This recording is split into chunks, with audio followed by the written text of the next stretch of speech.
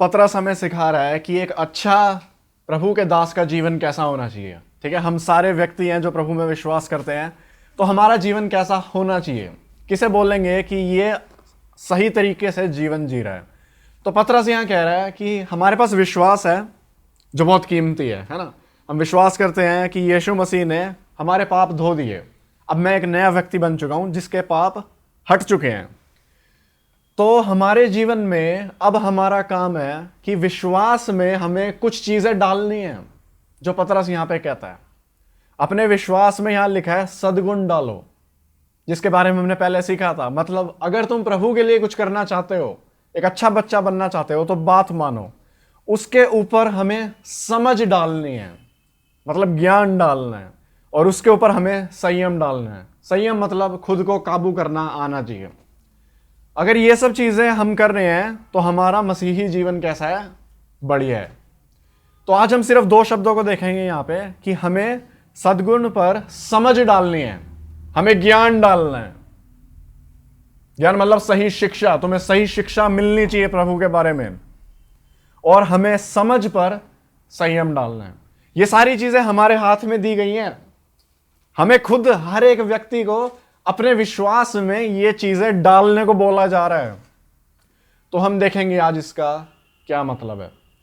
सबसे पहला शब्द सद्गुण हम समझ चुके हैं, उसके बाद हमें समझ डालनी है, हमें ज्ञान डालना है अपने विश्वास में। अगर हमारा विश्वास अंधा बहरा गूंगा है तो उसका कोई फायदा नहीं है। अगर मैं किसी से पूछूं तू मसीह में विश्वास करता है, वो बोले हाँ, क्यों करता है पता नहीं, साइड वाला व्यक्ति भी करता है इसलिए मैं भी करता हूं, वो बंदा चर्च जाता है तो मैं भी आ रहा हूं, है ना। तो वो अधूरा है, अपने आप में पूरा नहीं है ना।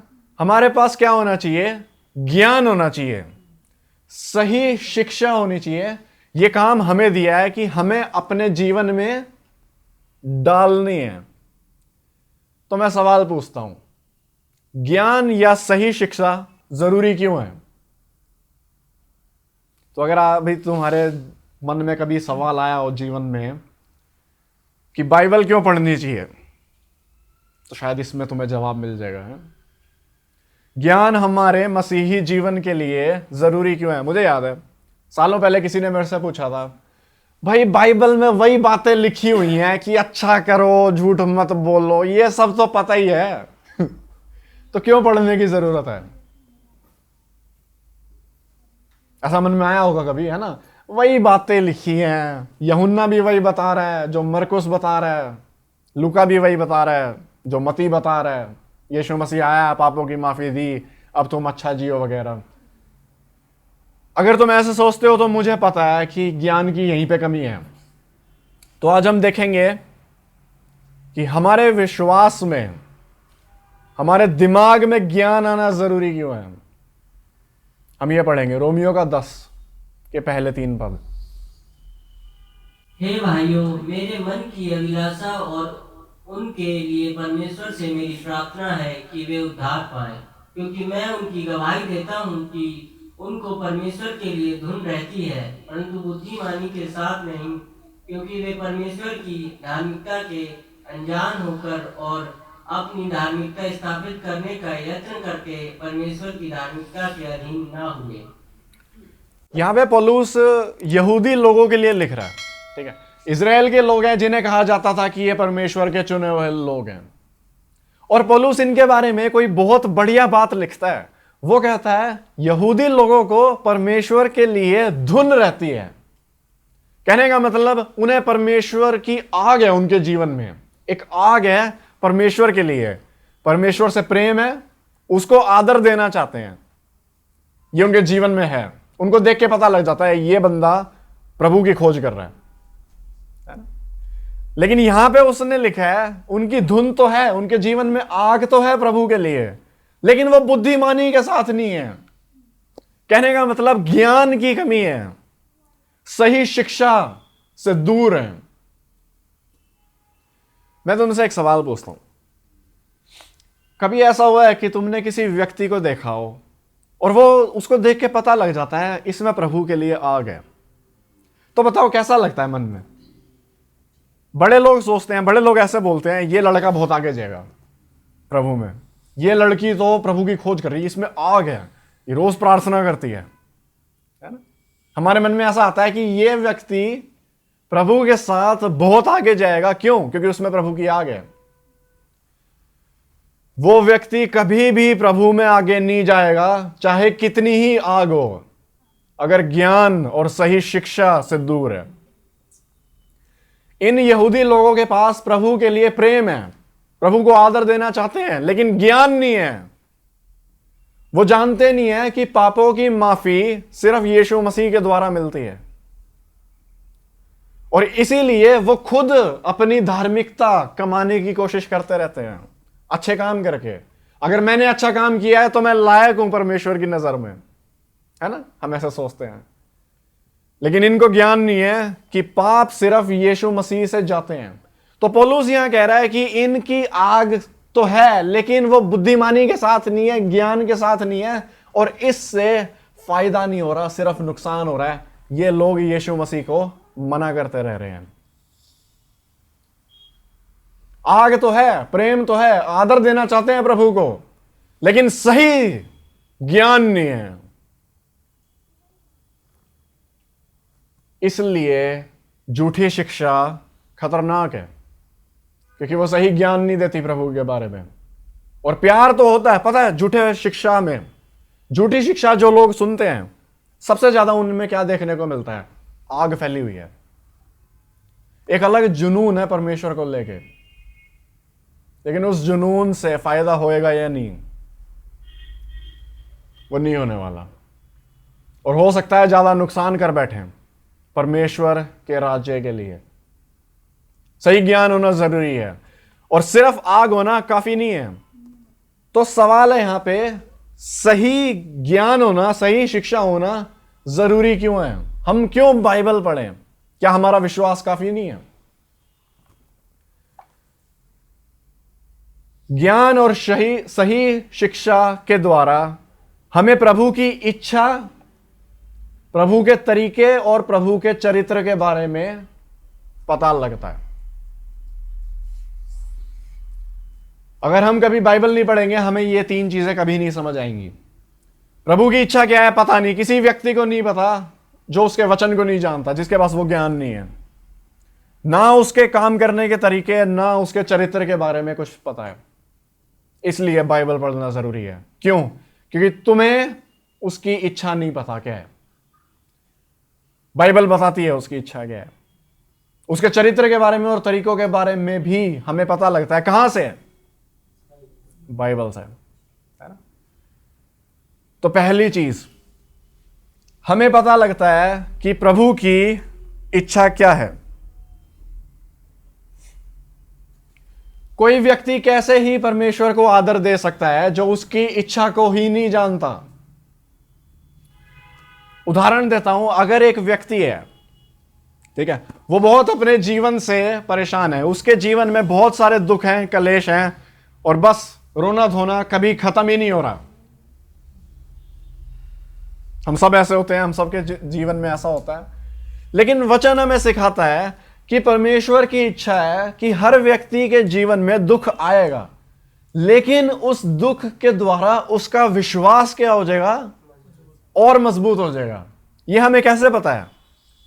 क्योंकि वचन हमें सिखाता है, पहले पत्रस हमें सिखाता है, याकूब हमें सिखाता है कि जो दुख और कलेश है वो एक विश्वासी के लिए जरूरी है, क्योंकि उसी के द्वारा उसका विश्वास मजबूत होता है। समझ पा रहे हैं? अगर एक व्यक्ति है जो कहता है कि मैं प्रभु पे विश्वास करता हूं कि वो मेरे साथ हमेशा है, लेकिन दूसरा व्यक्ति है वो भी सेम बात बोल रहा है, लेकिन इसके जीवन में 100 लड़ाइयां लड़ी गई हैं, और वो 100 लड़ाइयां लड़ने के बाद बोलता है प्रभु मेरे साथ है, मुझे पता है। तो हम जानते हैं कि उसका विश्वास ज्यादा मजबूत होएगा, है ना, क्योंकि जब परखा जाता है विश्वास तो ज्यादा मजबूत होता है। यह प्रभु की इच्छा है।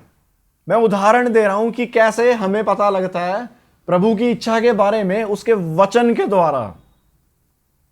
अगर इस व्यक्ति को प्रभु की इच्छा पता नहीं है, ये क्या करेगा? ये पूरी जिंदगी कुढ़ता रहेगा, क्योंकि उसे पता नहीं कि उसके दुख का भी एक मकसद है, जो कि सिर्फ वचन सिखाता है।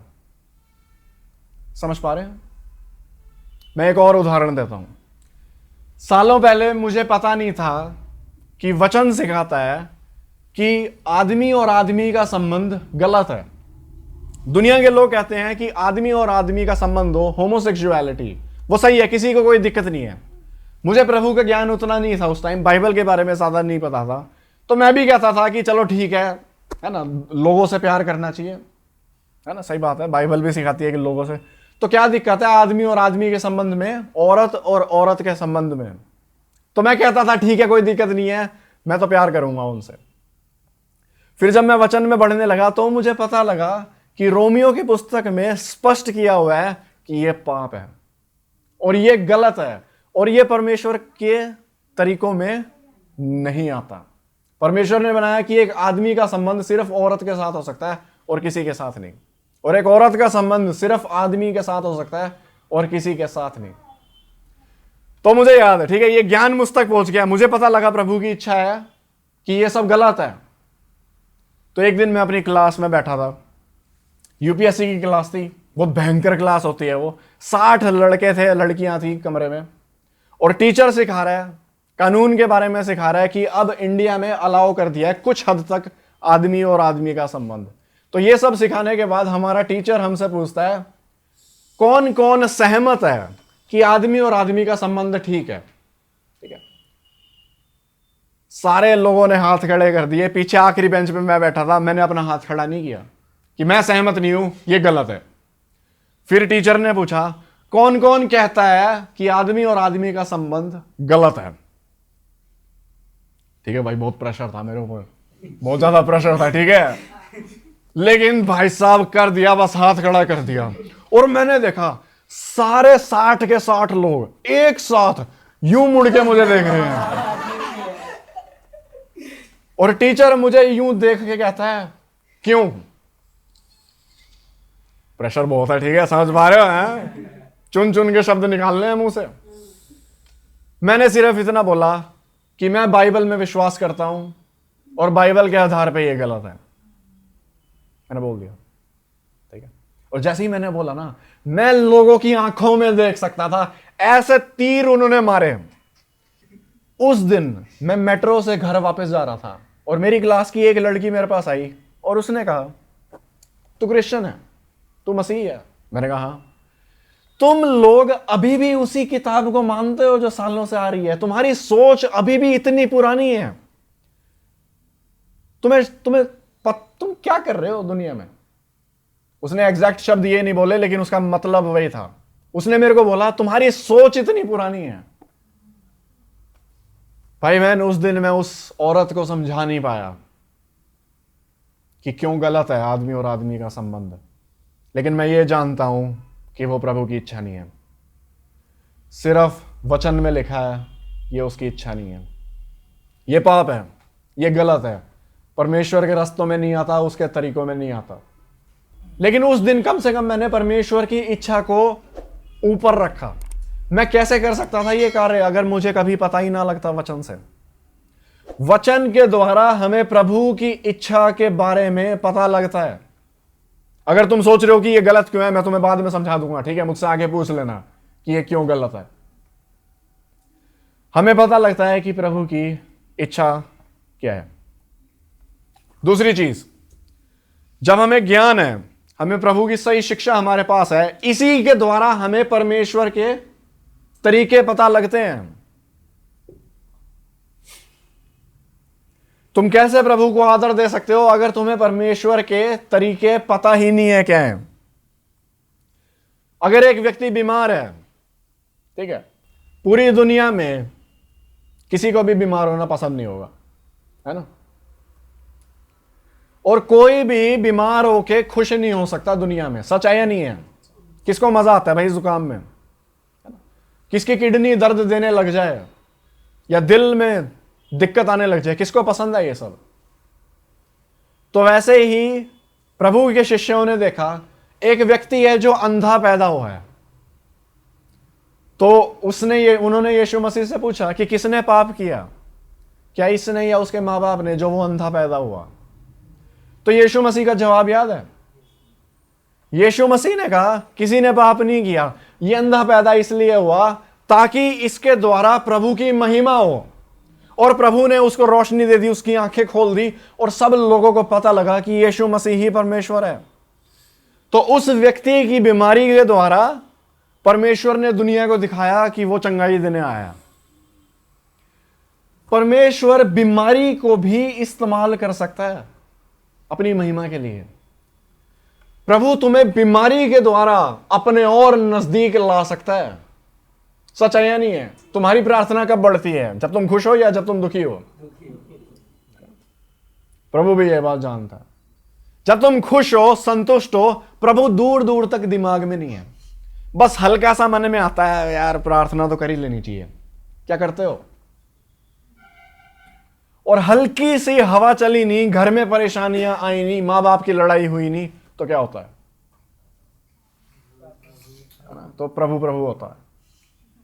तो प्रभु के तरीके क्या हैं? प्रभु हमारे दुख को इस्तेमाल करता है, हमारी बीमारी को इस्तेमाल करता है अपने नजदीक लाने के लिए। यह उसका तरीका है। हमें कैसे पता लगेगा ये सब? अगर हम ज्ञान से दूर हैं और सही शिक्षा से दूर हैं। मैं बताता हूं, पूरी दुनिया में बीमार होने पे कोई भी खुश नहीं हो सकता एक मसीही के अलावा।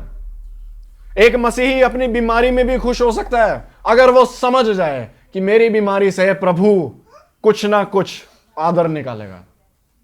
वो मुझे नजदीक, मेरे दिल को उसके नजदीक लेके जाएगा। मेरे द्वारा लोगों को हिम्मत मिलेगी कि एक बीमार व्यक्ति भी प्रभु की आराधना कर सकता है और बाकी लोगों को ला सकता है प्रभु के राज्य में।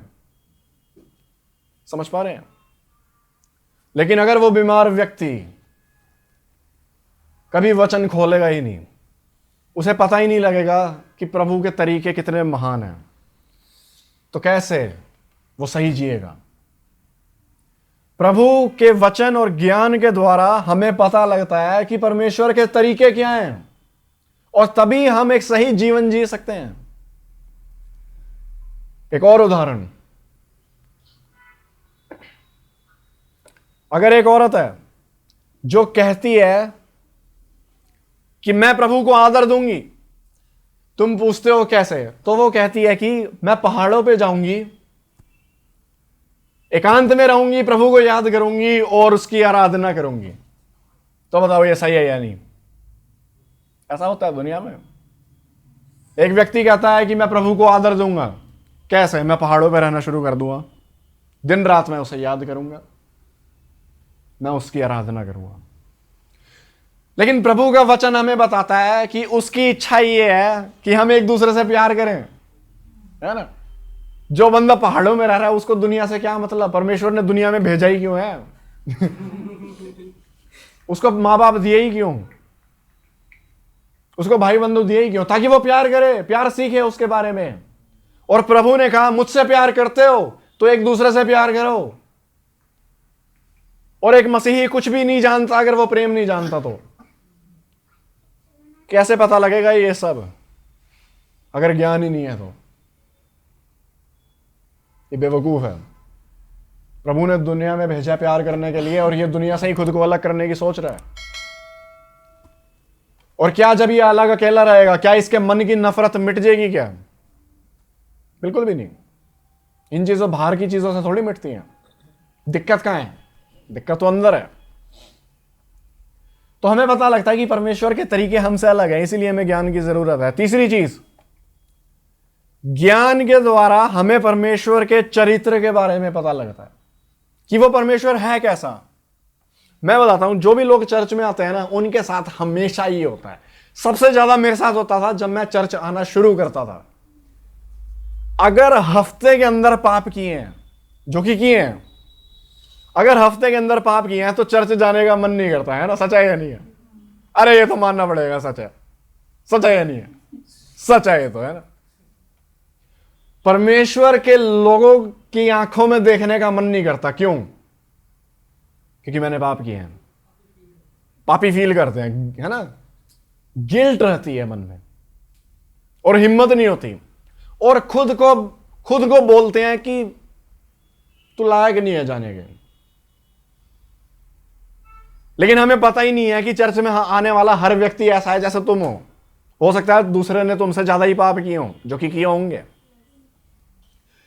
वचन के द्वारा अगर एक व्यक्ति है, ठीक है, ऐसी हालत में कि वो चर्च नहीं जा पा रहा क्योंकि उसने पाप किया, उसे शर्म इतनी है, शीशे में वो देख नहीं पाता खुद की शक्ल, अगर वो वचन कभी खोलेगा ही नहीं, उसे कैसे पता लगेगा कि परमेश्वर कितना दयालु है? क्योंकि परमेश्वर का वचन क्या कहता है? तेरे पाप मैं मिटाता हूं, मैं माफ करता हूं, मैं धो के तुझे पवित्र बना देता हूं, अगर तू यीशु मसीह में विश्वास करता है तो। रखो अपना विश्वास यीशु मसीह में। यीशु मसीह ने क्या किया? अपनी पवित्र जान दी तुम्हें ताकि तुम्हारे पापों की माफी मिल सके। प्रभु ने कहा कि अगर पाप करोगे तो मरना पड़ेगा। यीशु मसीह ने कहा तुम्हारे लिए मैं अपनी जान दूंगा, मैं खुद को मारूंगा ताकि तुम्हें मैं धो सकूं और तुम परमेश्वर के पुत्र बन सको। और परमेश्वर कहता है तुम्हारे पाप मैं याद नहीं रखूंगा। और अगर परमेश्वर तुम्हारे पाप को याद नहीं करता तो तुम क्यों रखते हो? कौन है वो कहने वाला, कौन है तुम पे उंगली उठाने वाला जो कहता है देख तू पापी है? क्योंकि परमेश्वर तुम्हें देख के कहता है देख कितना पवित्र है। किसकी वजह से? यीशु मसीह की वजह से। तो अगर एक व्यक्ति है जो पाप में इतना डूबा हुआ है कि कभी चर्च नहीं आ पा रहा, कभी प्रार्थना नहीं कर पा रहा और ना ही अपने पाप से बाहर आ पा रहा, अगर वचन पढ़ेगा ही नहीं, वचन खोलेगा ही नहीं, तो प्रभु को देखेगा कैसे? उसकी दया कितनी महान है। ज्ञान से, सही शिक्षा से हमें समझ में आता है, हमें दिखता है कि प्रभु का चरित्र कैसा है, वो है कितना अच्छा। हम आराधना के गीत क्यों गाते हैं? इस वजह से नहीं क्योंकि गाना अच्छी बात है, इस वजह से क्योंकि प्रभु सही में अच्छा है भाई, सही में अच्छा है भाई, वो महान है, वो इतना, वो तो लायक है यार। जो व्यक्ति देख लेगा वो कितना दयालु है, वो खुद ही बोलेगा प्रभु तू महान है। समझ पा रहे हैं? इसलिए बाइबल पढ़ना जरूरी है, इसलिए झूठी शिक्षा खतरनाक है, क्योंकि वो सिखाएगी नहीं तुम्हें ढंग से प्रभु की इच्छा क्या है। वो सिखाएगी कि उसकी इच्छा है तुम अमीर रहो, हमेशा खुश रहो, जो कि गलत है। वो बता देगी झूठी शिक्षा कि प्रभु दयालु है, लेकिन इस चीज को दिल तक लेके नहीं जाएगी। वो बताएगी नहीं परमेश्वर के तरीके क्या हैं, क्योंकि झूठी शिक्षा खुद ही नहीं जानती कि प्रभु के तरीके क्या हैं। और याद रखें कि 5वें पद में यहां बोला है कि सब प्रकार का यत्न करके अपने विश्वास में ये सब चीजें डालो, अपने विश्वास में ज्ञान डालो, सही शिक्षा डालो। ये काम तुम्हें दिया गया है, मेहनत करनी है, प्रभु के वचन को खोलना है, पढ़ना शुरू करो, शुरू करो, धीरे धीरे शुरू करो, थोड़ा थोड़ा शुरू करो। किसी को पकड़ के बिठा लो, चल यार पढ़ते हैं, काफी बातें करते हैं, आज बाइबल पढ़ लेते हैं थोड़ी देर। तुम बोलोगे यार मैं पढ़ नहीं सकता, नहीं पढ़ सकते हैं, 5 सेंटेंस तो पढ़ सकते हैं। मैं नहीं पढ़ सकता, यूट्यूब पे पढ़ते हैं थोड़ा बहुत, है ना, बीच में आता है, वो लिखा होता है ऊपर, है ना, मजाक में लिखे होते हैं, वो सब पढ़ लेते हैं। बिजली का बिल आए खोल के पढ़ लेते हैं शायद, है ना। मूवी चल रही है, नीचे सबटाइटल आते हैं शब्द, वो भी पढ़ लेते हैं शायद कभी कभी। 5 सेंटेंस तो पढ़ ही सकते हैं, पढ़ो, है ना, उससे ज्ञान मिलेगा जिसकी वजह से हम सही तरीके से जी सकते हैं। 6ठे पद में यह भी लिखा है कि हमें अपनी समझ पे क्या डालना है? संयम डालना है। संयम से क्या समझते हैं हम, और संयम क्यों जरूरी है? संयम का मतलब होता है सेल्फ कंट्रोल, खुद को काबू में रख सकना, नियंत्रण में रख सकना। हमारी खुद की इच्छाएं होती हैं जो कि गलत होती हैं 99%, 100%, है ना। तो हम अपनी इच्छा को मना कर सकें और फिर भी सही काम कर सकें, इसे संयम कहते हैं। अगर तुम एक पिक्चर देखना चाहते हो, तुम एक देख चुके हो, अब तुम्हें एक और देखनी है, तुम्हें रोज 4 घंटे सीरियल देखने हैं या मेरी तरह 4 घंटे वीडियो गेम खेलने हैं, तो खुद को मना करने में बहुत दिक्कत होती है कि कोई बात नहीं, 1 घंटा खेल लिया काफी आज के लिए।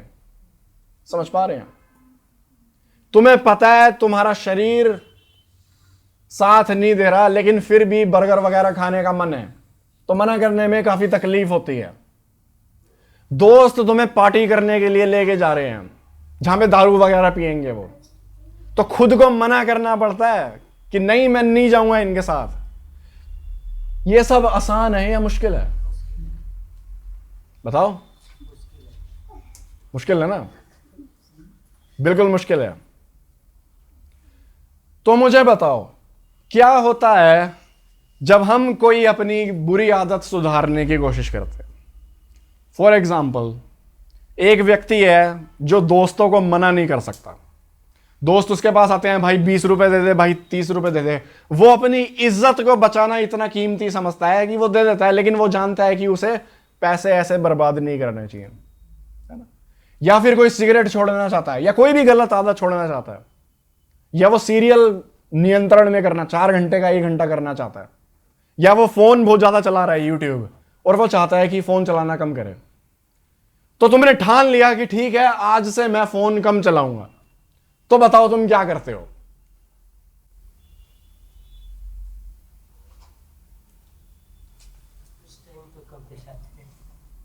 हाँ, खुद को रोकने के लिए क्या करते हो? सोचो। कुछ और पकड़ते हैं, दूसरा काम कोशिश करते हैं, और सो जाते हैं। बाइबल पढ़ते हैं। बाइबल, इन्होंने बोला बाइबल पढ़ते हैं। बुरी आदत, तुम फोन कम छोड़ना चाहते हो, तो तुम बाइबल पढ़ते हो क्या?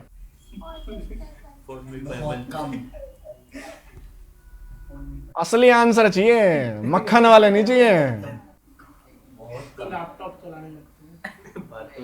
लैपटॉप चलाने लगते हैं, किसी से मदद मांगते हैं कि भाई अगर मैं ज्यादा फोन चलाऊं तो मेरे को बता दियो, याद दिला दियो, है ना करो। लिमिट लगाते हैं। हाँ, सही। शायद हो सकता है कभी कभी प्रार्थना भी कर लें कि प्रभु मदद कर दो, है ना? हो सकता है थोड़ी बहुत वचन भी खोल के पढ़ लिया, क्योंकि टाइम अब इतना है खाली टाइम इतना है तो वचन भी पढ़ लिया।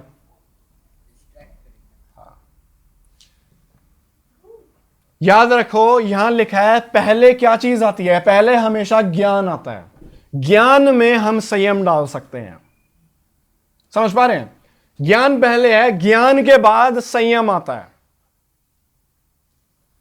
तो अगर हम कोशिश कर रहे हैं कोई गलत आदत सुधारने की, हम एड़ी चोटी का जोर मारते हैं खुद से, दिमाग लगा के कि मैं अपना टाइम ऐसे मैनेज कर लूं, ठीक है, प्रार्थना में प्रभु से मदद मांग ली, ठीक है, 1 चैप्टर बाइबल का पढ़ लिया, लेकिन सारा दिमाग कहां है?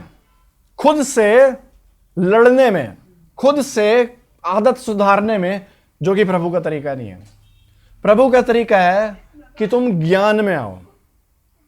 प्रभु का तरीका है कि तुम ज्ञान में बढ़ो।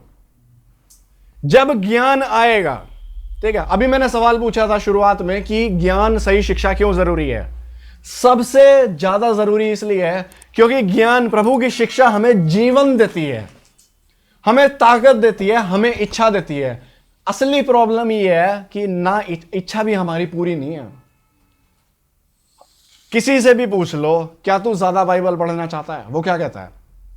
हाँ, पढ़ना चाहता हूं। ज्यादा बाइबल तो कौन नहीं पढ़ना चाहता, बिल्कुल। ज्यादा प्रार्थना करना चाहते हैं। इसके लिए वो क्या करता है? वो कुछ नहीं करता। क्यों? क्योंकि इच्छा सिर्फ इतनी है कि मैं चाहता हूं ये, लेकिन इतना नहीं चाहता कि कुछ कर लूं इस बारे में। तो इच्छा कम है, हिम्मत कम है, शक्ति तो भूल जाओ। ज्ञान से, प्रभु के वचन से, प्रभु ने बोला मेरे शब्द तुम्हारे लिए जीवन है। तो जब हम उसका वचन खोलते हैं, वहां से ही इच्छा आती है संयम की, वहां से ही ताकत आती है। जो बंदा बाइबल पढ़ रहा है उसे ज्यादा समझाने की जरूरत नहीं है, वो खुद पाता है कि सही में यार मैं बर्बाद कम कर रहा हूं अपना जीवन। जब तुम सुबह बाइबल पढ़ते हो तो बाकी का दिन कैसा जाता है? अच्छा जाता है, पहले से बेहतर जाता है। क्यों? क्योंकि ज्ञान जो था, जिसमें तुमने खुद को डुबाया है, जिसके बारे में तुमने सोचा है, प्रभु के शब्द तुम जब दिल में रखते हो, तो वहीं से इच्छा आती है वहीं से ताकत आती है और पहले से बेहतर हम संयम देख पाते हैं अपने अंदर। समझ पा रहे हैं? गलातियों के 5वें अध्याय में लिखा है कि पवित्र आत्मा का फल है संयम। हम सब विश्वास करते हैं तो हमारे अंदर परमेश्वर की पवित्र आत्मा आती है, और यहां लिखा है कि पवित्र आत्मा का फल है संयम। अगर तुम्हारे अंदर पवित्र आत्मा है तो तुम्हारे अंदर संयम देगा कौन? पवित्र आत्मा। संयम ऐसी चीज नहीं है, आत्मा के फल ऐसी चीज नहीं है जो मैं खुद से बना सकता हूं अपने अंदर। ये ऐसी चीजें हैं जो पवित्र आत्मा देता है। हमें क्या करना है? ज्ञान में बढ़ना है, प्रार्थना में बढ़ना है, और हम पाते हैं कि हमारे विश्वास में, मसीही जीवन में संयम भी आता जा रहा है। किस रास्ते से? ज्ञान के रास्ते से, सही शिक्षा के रास्ते से। तरीका ये नहीं है अपनी आदतें सुधारने का कि तुम लड़ाई करनी शुरू कर दो खुद से। मैंने ये टाइमर लगा लिया, मैंने ये कर लिया, मैंने वो कर लिया, मैंने अपने लिए नियम बना लिए, मैं उसके पास नहीं जाऊंगा, मैं उसके पास नहीं जाऊंगा। ये बातें 2-3 दिन तक रहती हैं, उसके बाद सब साफ हो जाती हैं जब तुम गिरते हो, है ना? तरीका क्या है? हम शुरू करेंगे जीवन प्रभु को जानने का, है ना? वचन के पास आएंगे, उसकी सही शिक्षा के पास आएंगे, प्रभु के साथ समय बिताएंगे, उसके बारे में सीखेंगे, और ये सब चीजें बाइबल खुद, उसके शब्द खुद हमें बेहतर बनाएंगी। हमारा मकसद ये नहीं होना चाहिए कि बस बाइबल एक दवाई है मेरे पाप के लिए, जो कि वो है, लेकिन मकसद ये नहीं होना चाहिए। मकसद होना चाहिए मैं प्रभु के पास जाऊंगा, मैं उसके साथ समय बिताऊंगा, उसके वचन के बारे में और सीखूंगा, है ना? हमें उसकी इच्छा समझ आएगी, उसके तरीके और उसका चरित्र, और इन सब से जीवन आता है, ताकत आती है, हड्डियों में जान आती है, मरे हुए शरीर में ताकत आती है, जिसके द्वारा एक विश्वासी कहता है कि उसके पास भी संयम है। समझ पा रहे हैं? तो याद रखो, तुम्हारा जो मसीही जीवन है वो अच्छा किस वजह से हो सकता है? ज्ञान डालो अपने जीवन में, सही शिक्षा डालो, वचन खोलो, है ना? और फिर क्या आएगा? संयम आएगा। और अगर तुम वचन खोल रहे हो, अगर कोशिश कर रहे हो थोड़ा थोड़ा पढ़ने की, तो तुम सही जी रहे हो, तो तुम सही जी रहे हो। आमीन। हम प्रार्थना करेंगे। प्रभु जी, थैंक यू बोलते हैं कि आपके वचन में हमें जीवन जीने का तरीका मिलता है। हमें पता लगा कि हमें अपने जीवन में ज्ञान, सही शिक्षा और आपके वचन को डालना है, और इन सब चीज़ों से हमें समझ में आएगा कि आप कैसे परमेश्वर हैं और आप क्या चाहते हैं हमसे, आपकी इच्छा क्या है, आपके तरीके क्या हैं। प्रभु जी, हम सबकी मदद कीजिए कि हम इस ज्ञान में बढ़ें, हम अपने जीवन में ये ज्ञान डालें। जब हम अकेले होते हैं, घर में होते हैं, तो हम बाइबल पढ़ना शुरू करें, चाहे थोड़ा थोड़ा, लेकिन शुरू करें।